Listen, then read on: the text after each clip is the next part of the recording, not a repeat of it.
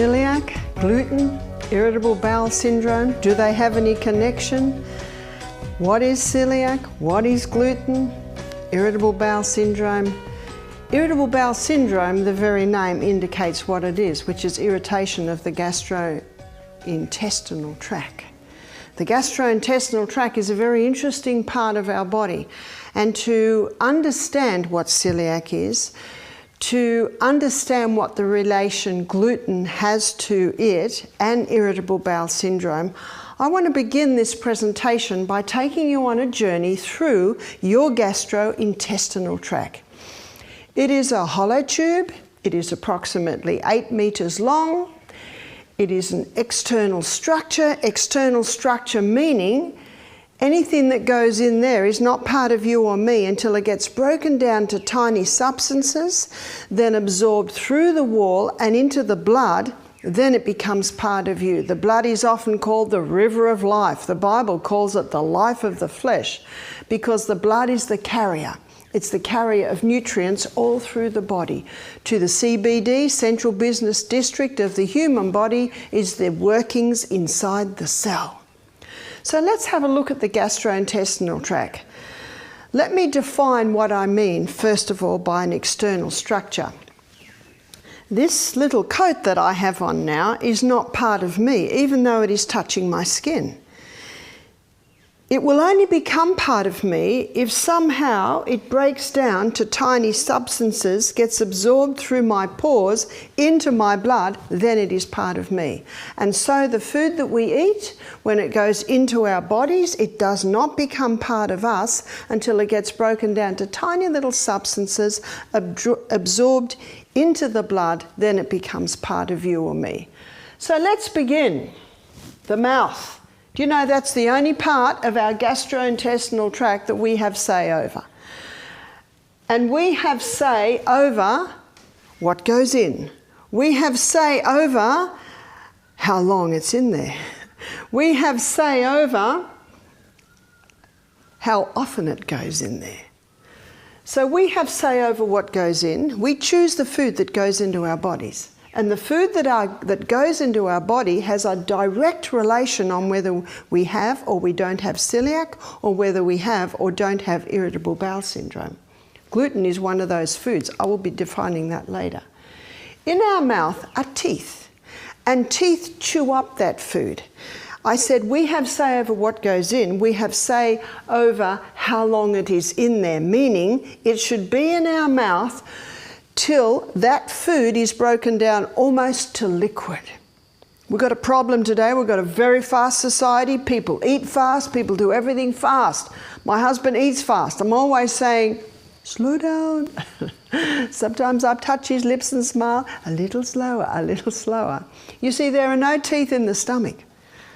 And so it's very important that the food stay in our mouth and we chew it and chew it and chew it and chew it until we can just about drink it. You've probably heard the old saying, we should chew our drinks and drink our food. It's actually referring to, and I do mention this to our guests at Misty Mountain Health Retreat, when they take their juices, take a mouthful and swish it round in the mouth, or chew it, then swallow it. That allows time for the digestive enzymes to work in and around or through those little particles of juice, and then swallow it. And what do I mean by drink our food? We should chew it until it's just about a liquid, and then swallow it down. Oh, that makes the stomach very happy. It makes all the other functions of the gastrointestinal tract so much easier when we chew it. And that's why often in families you can have a little bit of a competition to see who can chew the most, even to put the knife and fork down between the meals, because children, especially when they're hungry and they love the food, they can be eating a little bit too fast. So we have say over what goes in. We have say over how long it is in the mouth. When we chew our food and break it down to tiny particles, it actually means there's a larger surface area for the enzymes to work on. Now, the mouth is an alkaline environment. And the enzymes in the mouth are the ones that only work in an alkaline environment. And the main enzyme released in the mouth for digestion is an amylase called ptyalin. And ptyalin is the enzyme that breaks down starch. That's the only food, or the main food, that starts digestion in the mouth. You see, the stomach is an acid environment. And so as soon as the ptyalin and the starch reach the stomach, digestion starts to slow down of starch because it is now in an acid environment. There is one more food that does start its breakdown in the mouth, and that is saturated fats like coconut.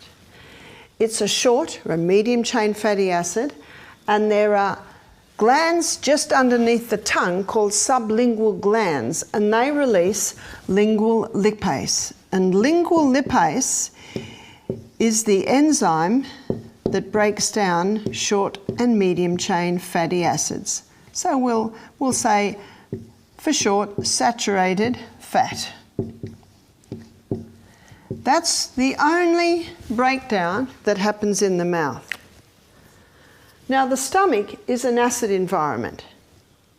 When the short chain fatty acids and medium chain fatty acids in the saturated fats, specifically I'm referring to coconut, when it comes into the stomach, the breakdown's already happened, so it just happily goes along with what's happening there. The starch digestion, which is all your starch foods, are things like pasta, things like breads, potatoes, cereals, cakes, biscuits. When they get to the stomach, because it is an acid environment, that digestion is slowed down. It is in the stomach that two enzymes are released: hydrochloric acid and pepsinogen. Hydrochloric acid and pepsinogen both unite together to release pepsin. And pepsin is what's often called an enzyme, a proteolytic enzyme. And a proteolytic enzyme is what breaks down protein.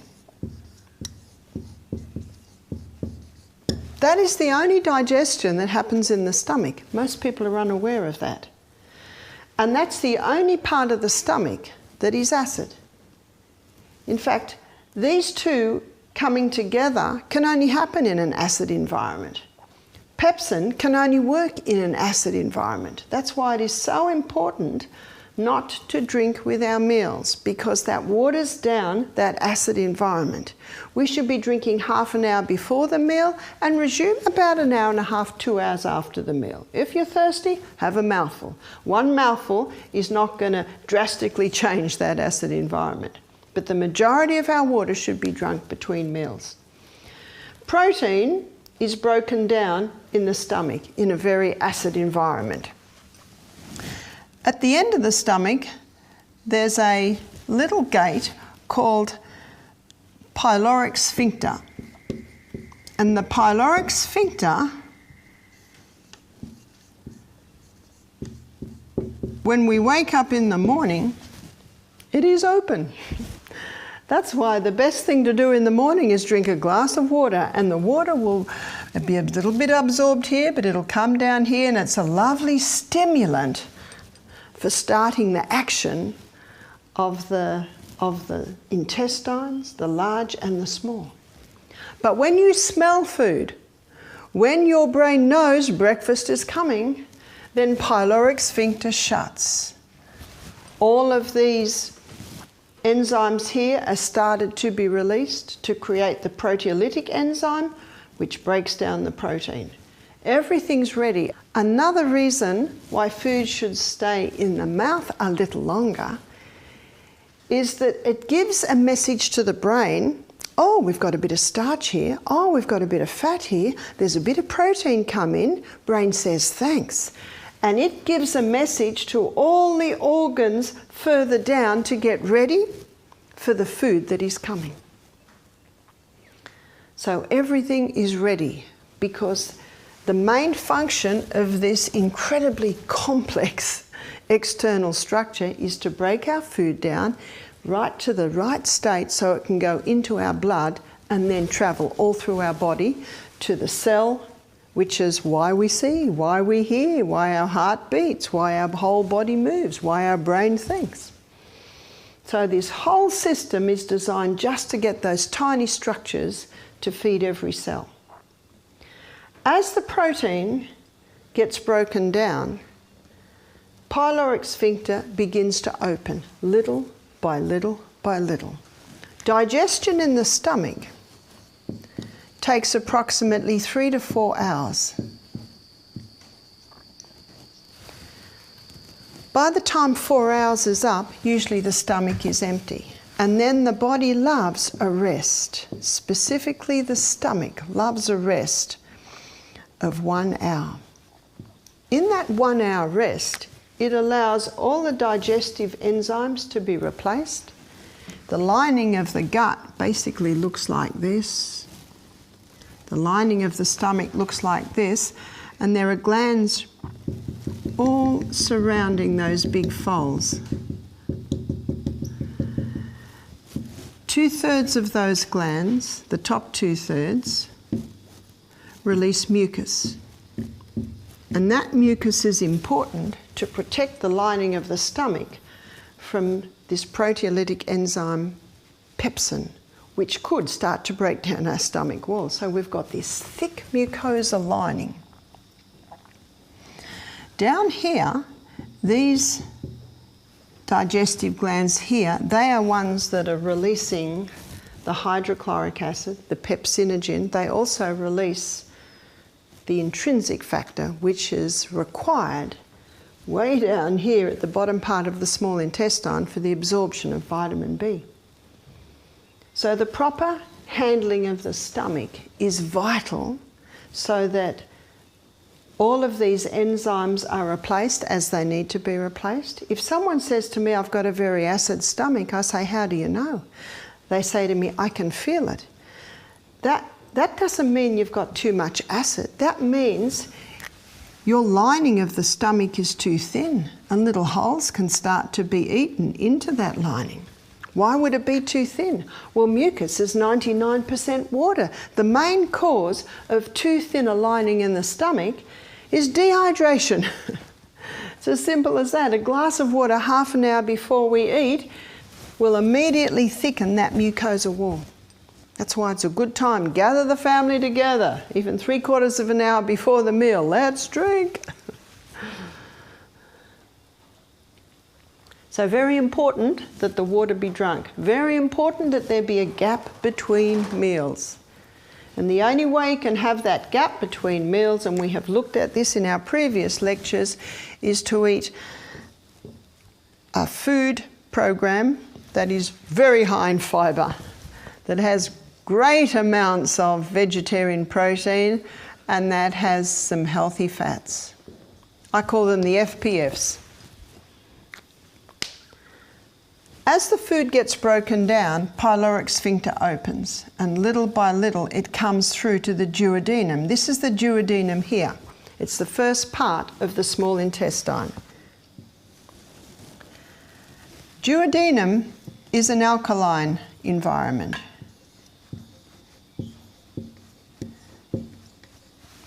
As an alkaline environment, then the rest of starch can start to happen. So when it comes into this alkaline environment, a few things are happening here. Here is the liver, there's our gallbladder, this is the bile duct. Can you see it comes down and it connects with the neck of the pancreas? This is pancreas here. What happens in the duodenum is bile from the gallbladder starts to break the fat down into tiny particles. So we've got fat. And it's broken down with the bile. So that comes from your liver. One lady said, what if you don't have a gallbladder? It is the liver that makes the bile, and the gallbladder really is just a reservoir for the bile. So if the bile If the bile hasn't got its reservoir anymore, then it really will just be made in the liver and then just put straight down. The body is an amazing organism in its ability to adapt. Quite phenomenal. So the bile from the liver starts to break down the fat here in the duodenum. Something else comes on now, and that is some enzymes from the pancreas. So the pancreas releases quite a few. So from the pancreas, we'll come over here because we've got quite a few. And this one might surprise you. Sodium bicarbonate. Sodium bicarb is released from the pancreas to neutralise the stomach acid as it comes out, because the duodenum is an alkaline environment. So the sodium bicarbonate is released from the pancreas. That's not right, is it? I thought we had a problem there. That's better. From the pancreas to neutralise the stomach acid as it comes through, and to maintain or ensure that the duodenum is an alkaline environment. And then from the pancreas, we've got pancreatic lipase. We'll just put a P for pancreatic lipase. And the pancreatic lipase further breaks down the fat. We've also got pancreatic amylase. And amylase is the enzyme that breaks down starch. So can you see starch digestion is happening or begun in the mouth. It's put on hold in the stomach in that acid environment, and then it's revived again in the duodenum under the action of pancreatic amylase. That's where the final breakdown happens. The pancreas also releases trypsin. And trypsin and chymotrypsin are two proteolytic enzymes. And remember, the proteolytic enzymes are the ones that break down protein. Most people don't realise what an important role that the pancreas plays in digestion. The pancreas, when you look at this, is really the main organ of digestion. But the pancreas is going to have a tough job if the stomach doesn't do its work. The pancreas is going to have a tough job if the mouth has been unable to do its work. Can you see that?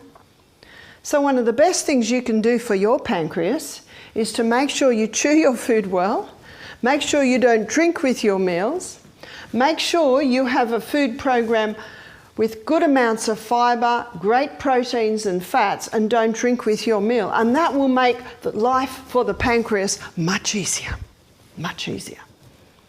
So let's just go over what pancreas does again. In fact, have a look at this. Number 1, sodium bicarb.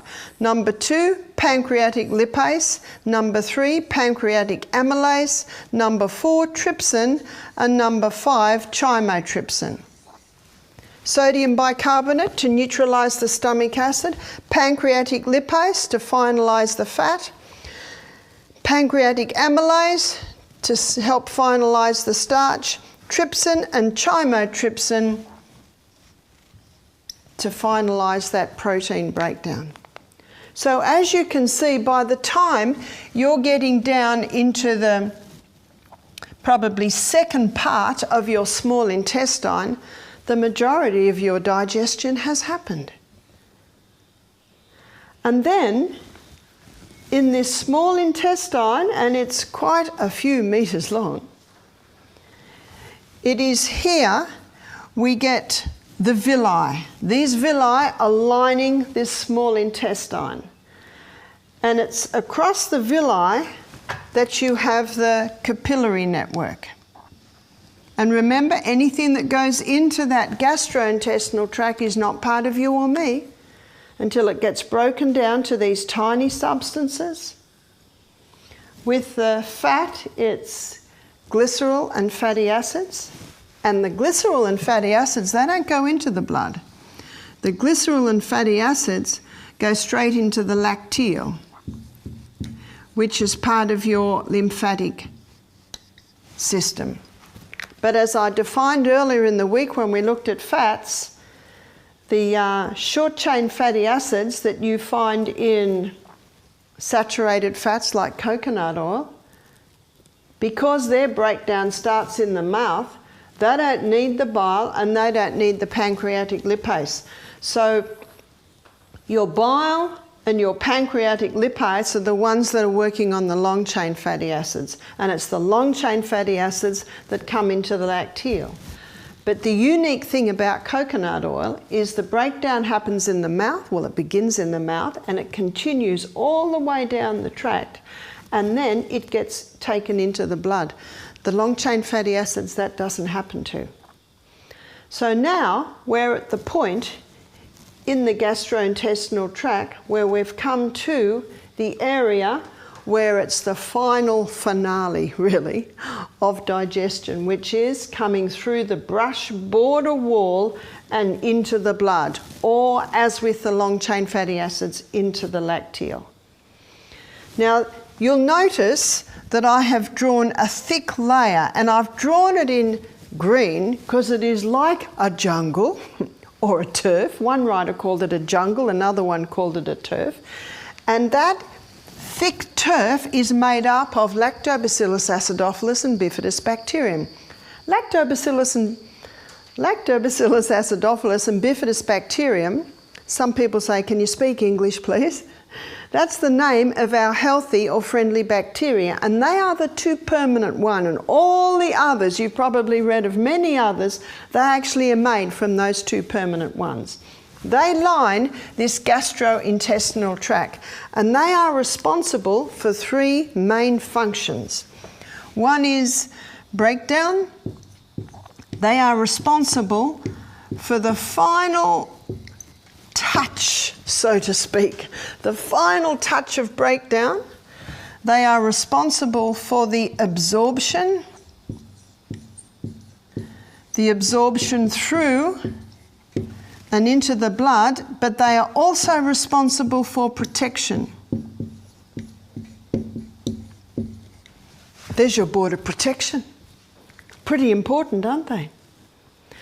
Every part of this gastrointestinal tract is vital. But I would have to say this is probably the most vital part because this is the grand finale. This is now, finally, we're ready to go through the gates of the city and into the blood, the river of life that will now, this is the main function of the reason we eat. People don't know that. People think we eat because it tastes good. No, no, no. We eat to get nutrients, to get through to that blood, to go to the CBD. Remember, central business district of the body is the inside of the cell. But something's happening today which is causing a breakdown of your border protection. Let me explain. When we are in utero, we have no border protection. Babies have a sterile gut, so to speak. There is no border protection over it. And when they're born, they come through the birth canal. They are literally showered with the mother's microorganisms. One professor I was listening to, he said, I always thought God made a mistake to put the anus and the vagina so close together. He said, because what's coming out of the anus, you don't want anywhere near that baby. But he said, now we are discovering that it was no accident or mistake. It was carefully designed. Because when that birth canal stretches open and the head comes out, I gave birth to a 10-pound baby. They're big. When that birth canal stretches out, the anal sphincter also stretches, and microorganisms literally shower that baby in birth. And that's very important because those microorganisms that shower the baby are responsible for building up in that baby's gut this important, essential gut flora, our board of protection.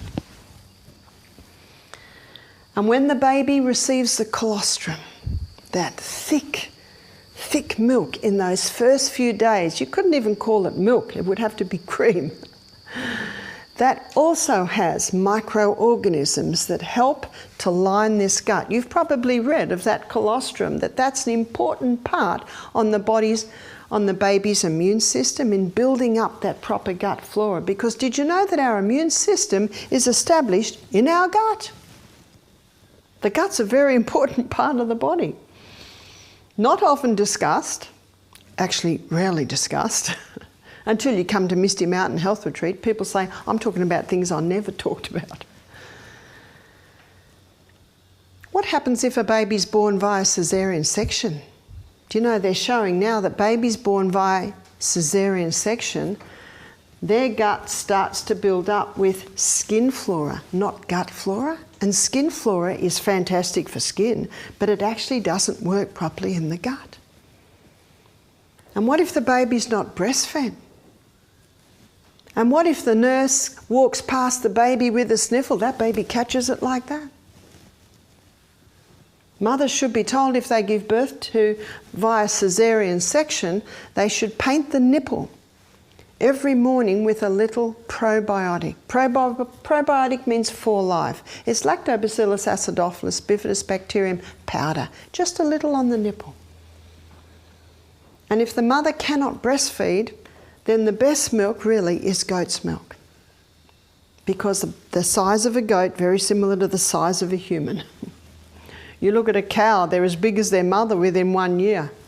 And cows aren't very intelligent and they get very big and fat. So if you want a baby that's not very intelligent and gets big and fat early, give the baby cow's milk. Cow's milk's perfect milk for baby calves, full stop. That's about it.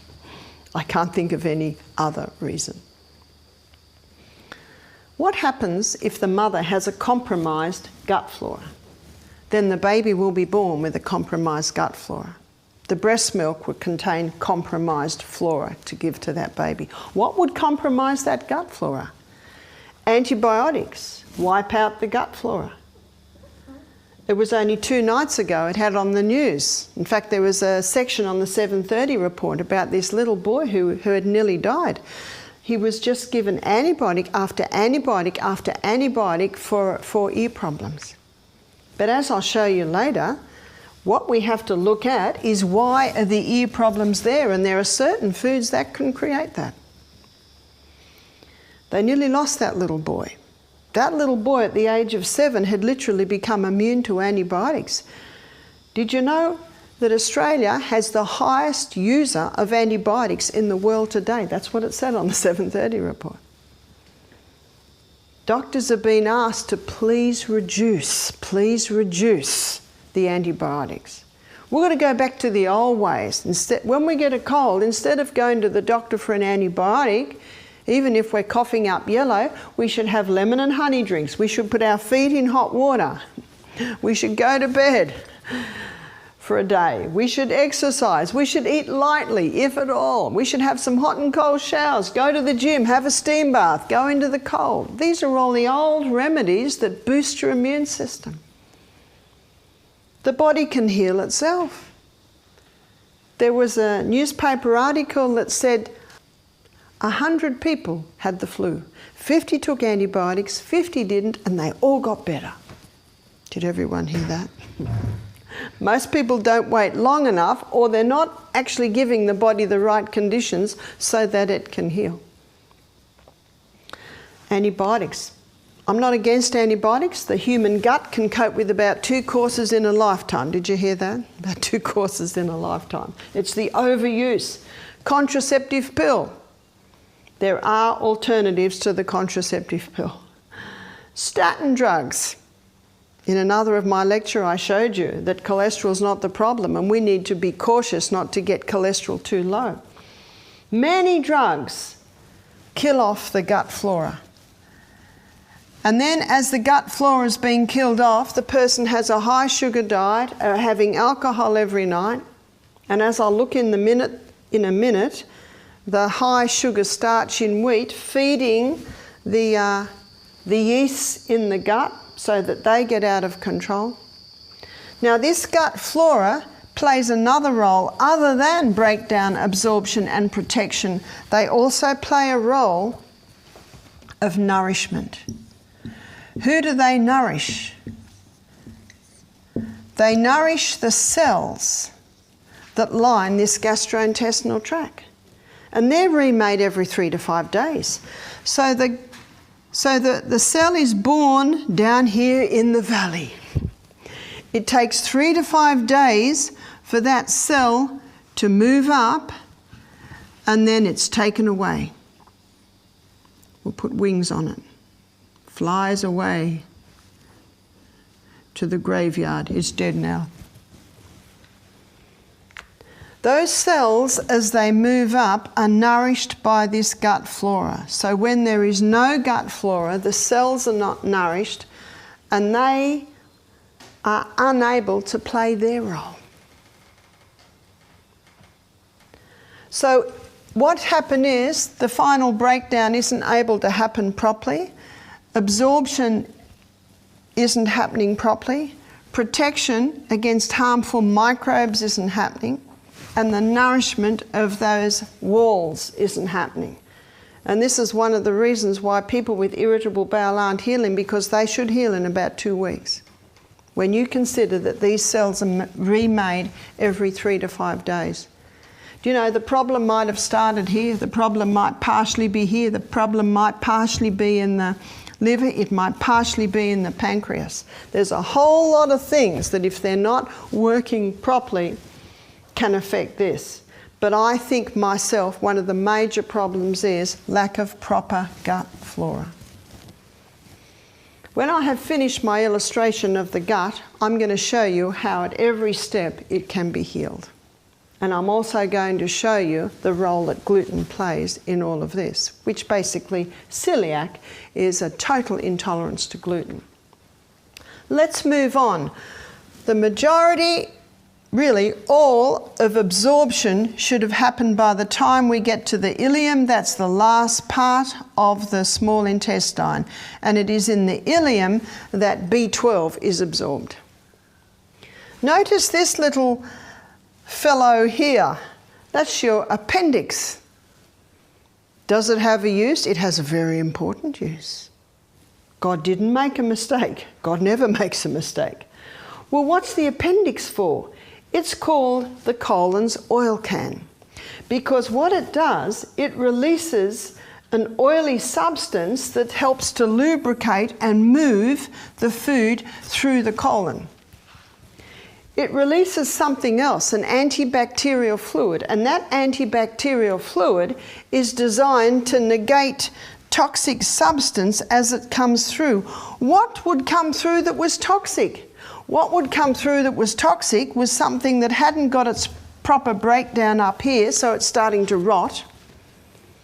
And if it's meat and animal products, it will be putrefying, which is pretty toxic, gives off ptomaine. Have you heard of ptomaine poisoning?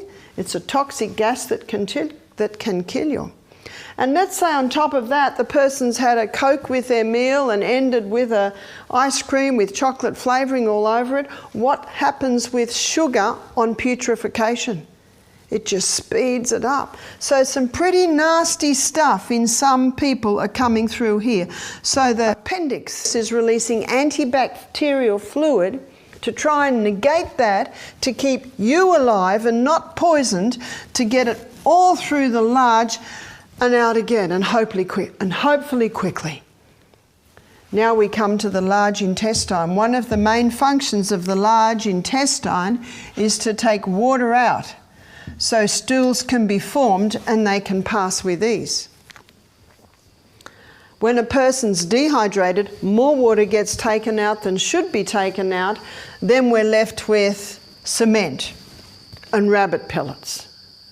And so it's building up, especially in this area here. And then the person feels to go, but they're in a hurry and they've got no time. The bus is waiting and they're just putting the last bit of make-it up. They haven't got time to go now. And so aren't we glad that God gave us an anal sphincter right here that we can actually hold? And we're glad, because sometimes the plane's landing and you just can't go.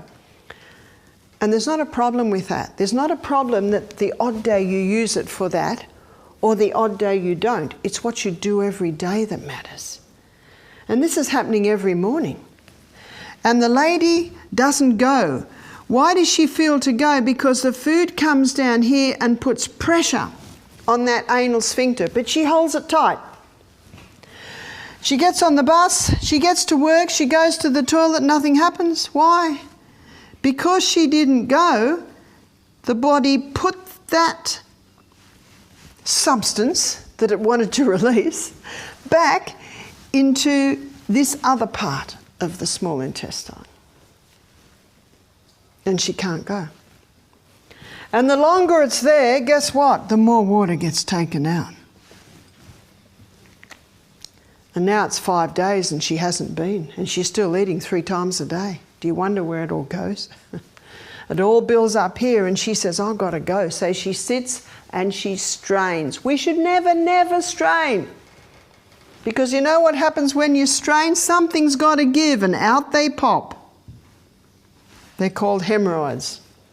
Very nasty little things are these hemorrhoids. But there's always a reason. Why are they there? They're there because the colon is not running and evacuating as regularly as it should. Things are building up, pressure's put on it. There's a lot to be said for squatting. If everyone squatted, the colon could evacuate much easier and these little substances wouldn't be coming out. You can even buy little wooden things to go around your toilet so you can squat. And in many countries, especially in Africa and Asia, if you go to the toilet, you squat. It's actually much healthier for the body. But when people are overweight, it's very hard to squat. So can you see, at every step we can get problems all the way through here. And when there is no fibre, things slow down. Fibre is very important. Your highest fibre food is your vegetables. Vegetables with all their fibres sweep. They daily sweep all of these little grooves, especially these little corners up in here. But fibre not only sweeps every day, fibre also, because of its bulk, stimulates peristalsis, and this should ever be moving, ever be moving. Dr. Kellogg said 3 intakes of food a day should equal 3 evacuations. Not many people do that. The food that we eat should be out within 16 hours. And I'm afraid that doesn't often happen. It doesn't often happen because our bodies are creatures of habit and people get into the habit of only going when it's comfortable to go. When we feel to go, we should promptly answer nature's immediate call. And if we don't, we should panic. Because colon cancer, hemorrhoids, they are not comfortable things. And if we look after that gut, things like that will never happen. We need to be drinking between meals to keep that body nice and hydrated so too much water doesn't come out. We need to be eating a high fibre diet so that that's moving every day. We need to ideally, as much as possible, squat when we evacuate. And we need to experience relaxation. One lady said, I can't stand it when my husband goes to the toilet, he takes a book. I said, you got to take a book. You got to relax. Because our emotions do affect the way the colon works. What I'd like to look at now is how we can heal. How we can get things moving in this gut. Notice the word movement. Movement as it should be. Movement is life. Any stagnation at any point in this gut is going to cause putrefaction and thus problems. So as I mentioned earlier, we've got to chew. As I mentioned earlier, we've got to have water between meals and not with meals. As I mentioned earlier, we need to be allowing this function to happen properly. But let me define first of all with the mouth, because it has a lot to do with it. Mouth, we have say over what goes in. We have say over how long it's in the mouth. We have say over the environment. And it's important to look at this because this is the only one we really have say over. And what we do here affects all the way down the tract. When I say environment, we should cast off care and anxious thought when we sit to dine. There should be no controversial subjects mentioned at the table. We had a situation at our table recently where we had a couple of people starting to talk about a political situation, and they were both from either side of the camp. And just in the middle of it, I said, "Look at that bird out there." Everyone laughed. That's all I had to do. We need to have peace, tranquility at the table. If ever a child at the table, when I had my children at home, if ever a child made a fuss at the table, I quickly picked them up and put them out on the veranda and shut the door. Don't ever allow that to happen at the table. No one can digest quickly if there's a problem. I don't want this food. Quick, up really quickly. Outside, shut the door. If it's a baby, quickly pick them up, put them in the cot, shut the door. Where do they want to be? At that table. Especially when you don't feed them between meals. Do you know, they quickly get the message. Very quickly get the message. So make sure the environment is there. We've looked at how long, what goes in. There is a food today that is going in many mouths, and it takes up a huge part of Aussie's diet. It's what's causing celiac. It's one of the biggest contributing factors to irritable bowel syndrome, and it is wheat. How many people had cereal and toast for breakfast, cakes, biscuits, mid-morning, sandwiches for lunch, pasta for tea? That's almost 100% wheat. Let me show you the wheat issue. This is the wheat, the original wheat. It's Enkhorn. An Enkhorn wheat had a very fragile structure, basically looked like this. And I've given an illustration of its gluten or protein structure. Very fragile. Fragile is important because if it's fragile, it can be easily broken down by grinding, by cooking, by chewing, by digestive enzymes, easily absorbed into the body. It is not sure when, maybe a few thousand years ago, Enkhorn did a wild cross, or a wild hybrid they call it, with a wild grass and came up with an Emma strain. And this Emma strain, still fragile, but not quite as fragile a structure. In the 1950s, Dr. Norman Bulag and his team of scientists hybridized the wheat. They wanted to create a wheat with a high yield to address the starvation issue in Mexico, in India, in Africa. And they came up with a hybridized wheat. They were very happy with this wheat. It was such a hit that it went worldwide in the 70s. And in the 90s, in Australia, every bread, every pasta, every cake, every biscuit, every cereal is made from this hybridized wheat. It produced a high yield, but because it produced a high yield, they had to make it a very short wheat. Now in the 50s, 60s, 70s, if you went out west, all the wheat was this high. Now it is all this high. It saved millions apparently from starvation. And Dr. Norman Bulag received a Nobel Prize for his hybridized wheat in 1969. Everyone loved this wheat. High yield, didn't grow as high, but what was never addressed was the effect on the gut of human beings. You see, this wheat has a very complex structure.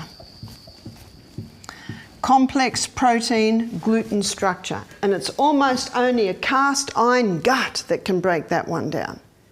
The person that can handle wheat today is someone with very strong hydrochloric acid. And some do have a strong hydrochloric acid. But many don't, and many don't because they drink with their meals, they're eating all through the day, which just exhausts their hydrochloric acid resources, and these glands that are releasing the hydrochloric acid and the pepsinogen are getting exhausted. I have never met someone with an over-acid stomach. Some say, well, I know it's acid because it keeps coming up. There's nothing wrong with the acid. The problem is it's actually a little dual gate there called the cardiac sphincter. There's a very good muscle there that should stop it coming up. So if it isn't stopping it coming up, the question should be asked why. The reason is most people eat their largest meal at the end of the day and then they go to bed. Let's have a look at what gravity is doing. This is stomach laying down in bed and it's full. So where's it starting to push? It's starting to push that sphincter, and night after night after night it weakens it. And that sphincter is a muscle and it looks like this.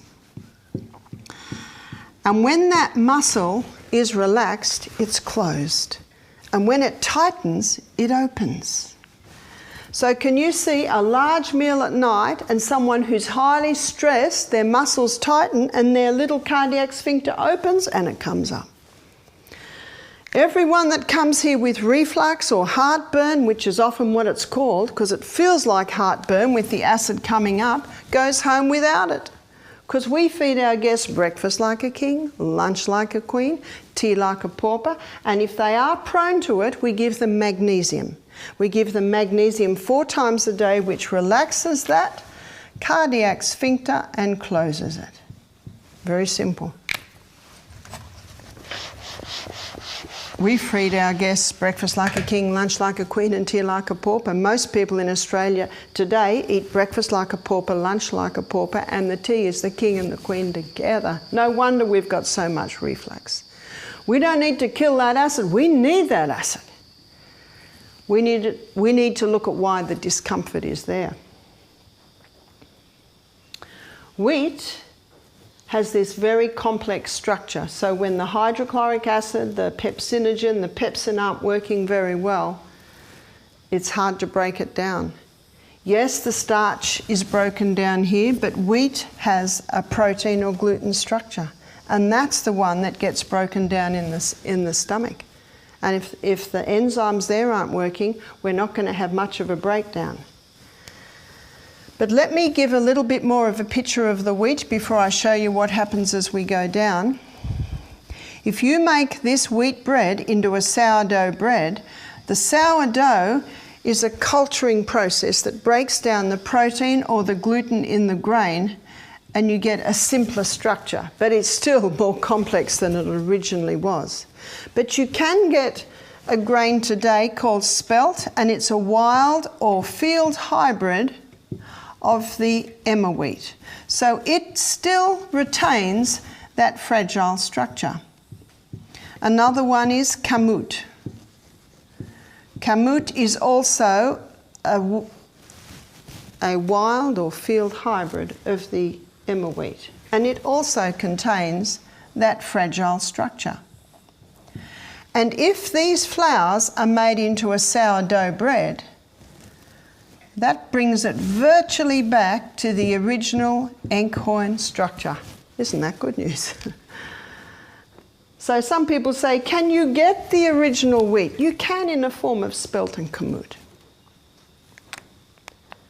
So why the celiac? And by the way, a celiac, they can't even handle the spelt and the kamut. They need to go totally gluten-free. And let me show you what's happening with this hybridized wheat in the gut. As I've just showed you, stomach's not working, so the breakdown isn't happening effectively there. It comes all the way down to the section of the gut where the final breakdown, absorption, is going to take place. And that wheat breaks down to a substance called glutamorphine. And glutamorphine, as you can see, it's an opiate derivative. Now, if that glutamorphine, let me give, to make it easier, that's the gluto and that's the morphine. Now, if that glutamorphine comes here, where there's a nice gut flora, these cells, which are the happy cells because they're getting nourished by the gut flora, it breaks off the morphine aspect and just allows the gluto through. But if that glutamorphine comes to this section here, where the cells are very unhappy and can't function properly because they have no nourishment, they cannot knock off that morphine aspect, so the glutamorphine gets into the blood, taken to the brain, the opiate receptor sites on the brain pick it up. Can you see the importance of the gut flora? It plays that vital role of protection. But there's something else, and that is milk. Milk breaks down to caseomorphine.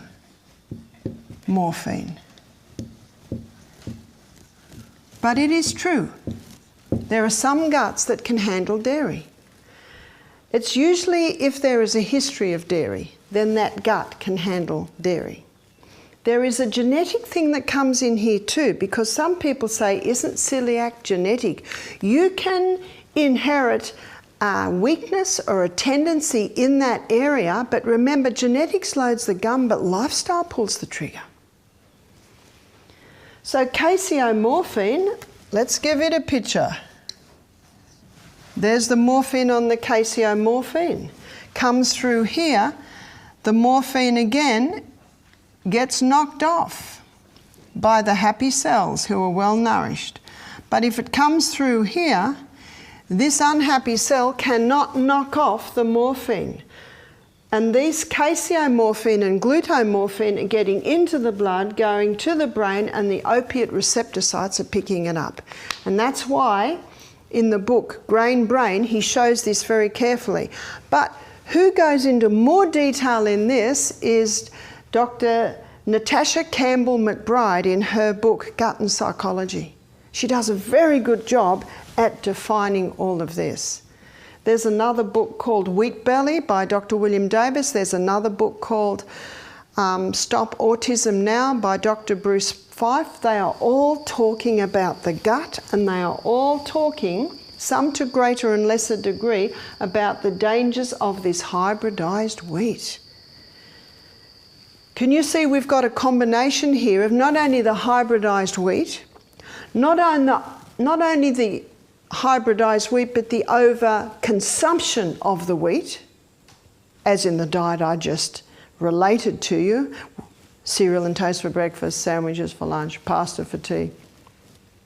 But you've also got this generation who have had a lot of antibiotics, so babies are being born with a compromised gut flora. You see, there are a lot of little threads that come together to make a strong rope. And a strong man can try and break that rope, but he cannot. But a little tiny mouse that strong man could just stomp on and squash, it can come along and start eating those little bits of threads, and the rope that the strong man could not break, breaks. With everyone I meet, virtually without exception, it's a whole lot of little threads all coming together. Now that I've shown you this, now that I've established the effect that this is happening on the gut, and by the way, if border protection's been lost, These glutamorphines and caseomorphines are highly irritating, and they're highly irritating to this sad cell that cannot protect itself. It doesn't get nourishment and it's lost its protection. So what I'm going to do here is I'm going to make a list. I'm going to show you what one can do to conquer celiac and conquer irritable bowel. I could actually put a few more things in there. To conquer sinus problems, to conquer asthma problems, to conquer bronchitis, to conquer earaches, to conquer eczema, to conquer psoriasis, to conquer Crohn's disease, to conquer colitis, to conquer irritable bowel. There's one remedy. Number one, eliminate. And as he says in his book, the author claims in the book Grain Brain, of kids with autism getting 50% recovery by just stopping the wheat and the dairy. And it's very important to also stop refined sugar, because that sugar just feeds the harmful microbes, feeds the yeast in the gut. These must stop. A lady rang the other day with a 1-year-old with eczema. I said to her, does the baby eat? She said yes. I said the baby should have no starch till the baby has teeth. You see the ptyalin in the mouth, remember I talked about ptyalin in the mouth breaking down starch? There's not there. It's not released until the molars are through. That's about 18 months of age. Baby should have no starch. What does baby eat? Milk. And a little bit of vegetable, and a little bit of fruit. That's when the little tastes happen. She said, well, I've mostly stopped. She said, what milk will I give the baby? I said, is the baby breastfed? She said, yes. I said, well, there's no need for any other milk. But I said, do you eat wheat, dairy or sugar? She said, oh, a little bit. I said, you've got to stop it completely. She said, that's very hard. I said, well, it's either stopping that or have the eczema. I said, it's not forever. It's just for a period of time. It's not forever. It's just for a period of time. But this gut will not heal while these are touching it. You see that? You have to stop. If you don't turn the tap off, you're still going to be mopping up in the other corner. They must be eliminated. There are so many other grains. You've got rice, you've got millet, you've got quinoa, you've got buckwheat, amaranth. There are so many grains. There's no need to have the wheat. Well, how can we not have dairy? People say, what milk do you drink, Barbara? I say, I'm weaned. I don't drink milk. Milk's for babies. Okay? Mind you, we use a bit of coconut cream. What sugar do you use? I don't use much sugar. But if I do cook my husband an apple strudel, I use the spelt flour, I use maple syrup, I use grated apple. You can make delicious foods. They must be eliminated. Number 2, probiotic. A probiotic for life. You can buy probiotic powders that contain Lactobacillus acidophilus bifidus bacterium that will be taken 3/4 of an hour before you eat, and they will come down while that pyloric sphincter is open. They will come down and they will start to repopulate the bottom part of your gut. Number 3, there are 2 herbs that coat, soothe and heal that gut. One is aloe vera and the other one is slippery elm. Slippery elm is the powdered bark of the slippery elm tree. They're both a bit gooey, aren't they? And they should be gooey because we need some nice goo to line this gut. Remember in Psalm 104 verse 14, the Bible says God gave herbs for the service of man. That's what they do. They come in and serve you. Not necessary to take both of them at once. You might do a week on this one and a week on that one. For someone who is severe, I suggest before every meal and just before bed. You can peel the aloe vera plant, mash it up or chew it up and swallow it. or you can buy the slippery elm powder, put a teaspoon in about half a cup of warm water, mix it well, drink it immediately, because if you don't, it'll get very thick and you'll be eating it with a spoon. One of our guests said, I prefer to eat it with a spoon. I'll leave it up to you. Number 4, water between. No water with meals, water between. Approximately 2 to 2.5 litres every day. Number 5, breakfast like a king. Lunch like a queen. And tea like a pauper. When your body goes to bed, your gut wants to sleep. And if you go to bed with a full stomach, your gut cannot sleep. If it does go to sleep, you'll die of main poisoning because all the food will rot. Tea like a pauper. And sometimes paupers don't eat. You don't fuel your car up at the end of the journey, you fuel it up at the beginning of the journey. Number 6, very important to exercise. Exercise, and this will get stronger as you use it. It's called self-control. Got that? And exercise the body. Very important that the body move every day. Exercise gently massages all these internal organs. Exercise increases the blood supply to all these internal organs. And very important to experience peace. In a highly stressed environment, it affects your digestion. It affects your liver. It affects your pancreas. It affects your whole gut. When I gave my heart to God at 25, I found peace. You can find him in the Bible. He is the author of this amazing body. The amazing body with the ability to heal. As we close, let me just give you a story of Zach, our cook. He was severe celiac. He could not handle it at all. He knew straight away because he'd want to fall asleep all day. That's another symptom, brain fog. I knew when he'd been eating gluten because I'd be talking to him and he'd be yawning, and he's 18 and he's yawning at 10 o'clock in the morning. I said, did you go to bed late? No. I said, have you been eating gluten? He'd go. He stopped all gluten. He did this, totally stopped. He didn't do this because his gut wasn't irritated, but he did everything else. With irritable bowel, that's essential. With celiac, it's only really important to do that if your gut is irritated.